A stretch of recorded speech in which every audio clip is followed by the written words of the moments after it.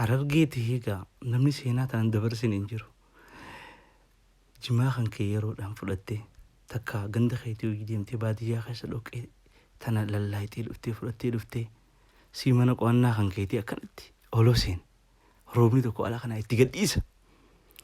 Cilee ollaa teetirraa mana hawwa zaaraati distiiwillee caccabtuu takkaan irratti harattee girgiraatti qishootan teetan irratti gizee dhuftu jimaa fudhattee gizee dhuftu naddii tokko dukkaanaa gortee fudhattee baakkoodhaa wajji samboo daloozii tan teeta sumuunii fudhattee sumaa akkatti mana kan kee ol seen roobni tokko itti gadhiisa. Miila kan kee kana bishaan itti gannanneetti atuma barbeela tokko jala diiminni qotteedhaa ka dhoqqeedhaa raamboo hubeetaa silaa samboodaan sookitta tokko lallaaltee akkatti teephii kan kee caccabaa hulaan kaasettaa irraa babbatti takka mataa isaa gubbarratti shiboo takka hiitee FM mana kana keessa barbaadda. Dhakaa du'aa tokko ilkeedhaan cicciniinaa gadoo itti daleessisaa.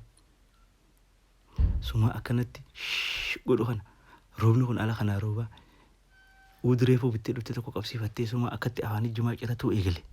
Suma akkatti mirqaana kana kasha qalbii takkaan basha godhaa itti jiru kana.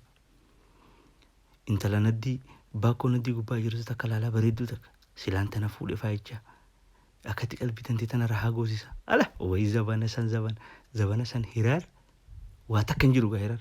Namni akka alamuwaan caafatti hiraara amata 8 hiraarii waliin agartu rahaa.